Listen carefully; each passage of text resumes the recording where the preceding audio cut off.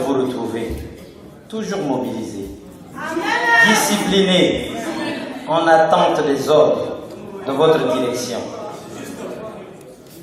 Moi, après ce qu'a dit le président Pascal Satima-Biala, je pense que même si c'est après-demain qu'on nous force l'élection, on doit partir.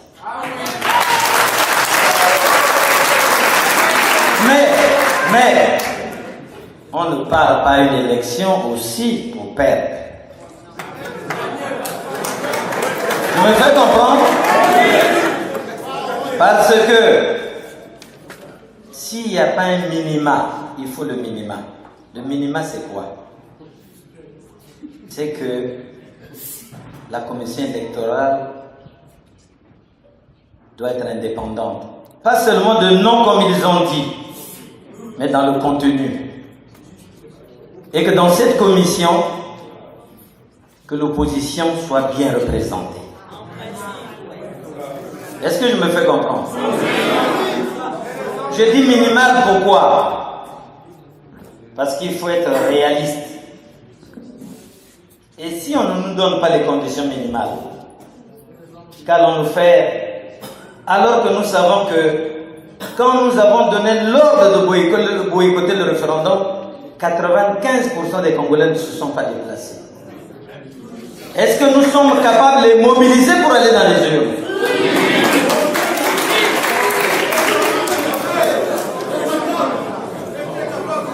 J'ai posé une question. Au référendum passé,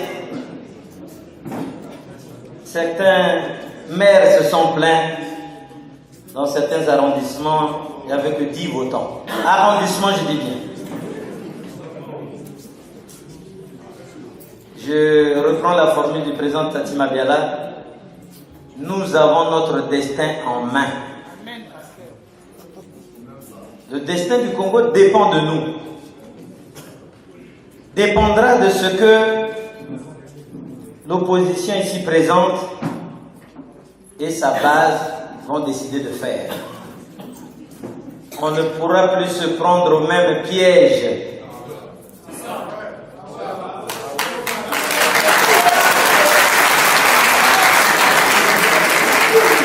Mais,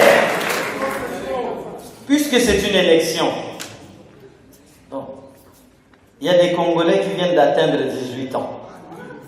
Est-ce qu'on va les exclure des listes? Non. Mais comment on va les intégrer dans les listes si on ne prévoit pas un nouveau recensement? Ou la révision des listes?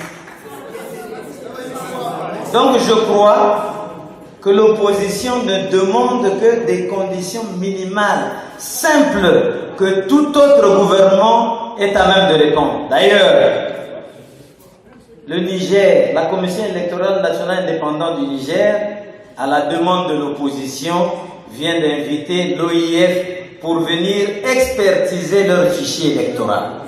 Vous ne suivez pas ça? Et pourquoi nous devons être différents du Niger?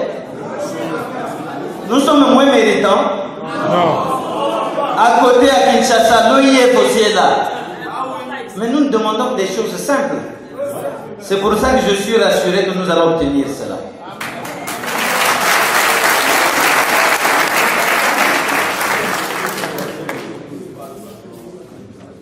En plus, si nous l'obtenons, ce n'est pas suffisant, même quand on a la gouvernance électorale. Il faut que vous soyez debout et vivant dans tous les bureaux de vote. Parce que si dans un bureau de vote, votre représentant est corrompu, il va signer et vous allez vous plaindre chez qui? Donc pour gagner une élection, la gouvernance électorale est primordiale, mais aussi et surtout la bonne formation des agents électoraux des partis.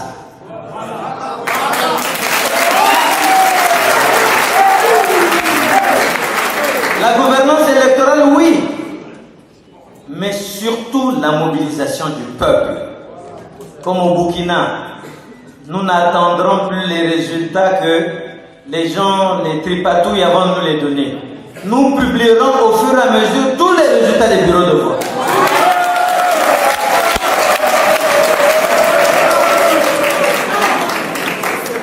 Au Burkina, c'est 16 millions d'habitants, 9 millions d'électeurs.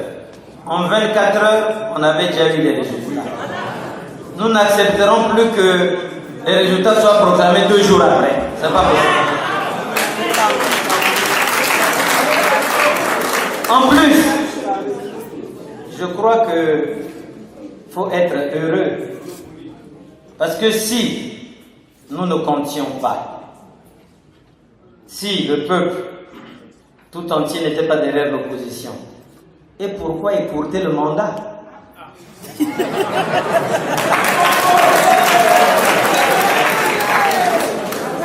Est-ce qu'on est fatigué maintenant du pouvoir pour écourter? Surtout qu'on peut encore jouir pendant 3 mois. Je crois que c'est ça la première victoire que nous avons eue. Et cette victoire montre à tous les observateurs avertis que nous avions eu raison, que le pays n'était pas en crise institutionnelle et qu'il ne fallait toucher à rien. Maintenant qu'on a touché, il y a la crise, et maintenant on est pris dans le piège. Et on se débat dans le piège. Une autre chose à soulever, même si nous sommes des terroristes, mais ceux qui sont morts sont des Congolais, avant tout. Et le président est le père de la nation. Il devait avoir, je ne sais pas qui a écrit ce discours, même pas un mot pour les morts, pour regretter la violence. Moi, à la place, j'aurais dit, je regrette pour les compatriotes qui sont morts, même s'ils ont été mal orientés par les terroristes.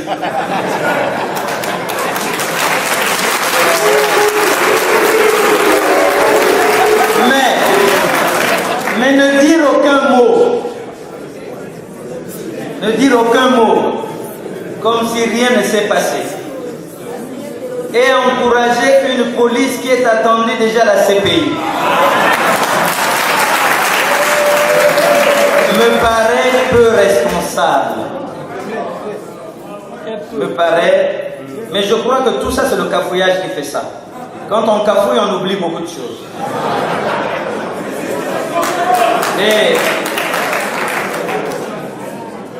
Et je voudrais dire que nous n'avions pas tort de vous dire que le pays a 2 constitutions. La première, c'est celle qui permet au président Sassou de continuer à être président. La deuxième, c'est celle qui l'empêche d'appliquer l'ancienne constitution. Donc l'autre constitution annule l'autre constitution et c'est qui va le payer sans constitution. Le président Tati a raison, dans pareille circonstance, c'est la classe politique qui s'assoit pour regarder qu'est-ce qu'il y a lieu de faire. Et en plus, parce que beaucoup ne le savent pas, le mandat appartient au peuple. Le mandat n'appartient pas au mandataire. Le président Sassou n'est qu'un locataire. Et le mandat appartient au peuple. Le peuple l'a élu pour 7 ans. N'est-ce pas? Oui. Et la constitution qu'il devait abroger là, mais qu'il ne peut pas abroger, parce que s'il abroge, même nous ne serons plus députés. N'est-ce pas? Il n'y aura plus aucune institution dans le pays à indiquer que le premier tour des élections présidentielles, c'est le 3 ou le 10 juillet. Ça, c'est le peuple. Lui, il est titulaire, mandataire.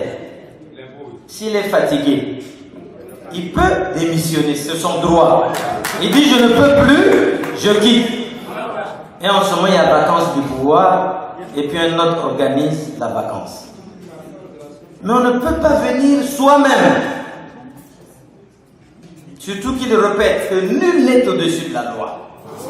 Donc même pas lui-même. Dire, bon, vous m'avez choisi pour jusqu'en juillet, je ne veux plus. Je ne veux plus, j'écoute mon mandat, mais je suis encore candidat.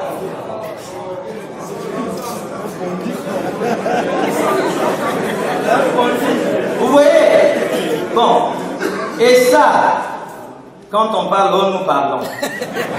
Mais nous ne sommes pas seuls. Son discours était suivi dans le monde entier. Les gens doivent se demander, mais ça c'est quoi? Il dit, j'ai décidé. Et pour mettre en adéquation les institutions de la République avec la nouvelle Constitution. Mais curieusement, il y a un article de la nouvelle Constitution qui dit que les institutions issues de l'ancienne continuent de fonctionner jusqu'à l'installation des nouvelles. Bon, donc cet article aussi, on vient de le floquer. Donc la nouvelle Constitution aussi elle-même est bafouée. Donc finalement, nous sommes un pays qui n'a pas besoin de constitution pour être géré.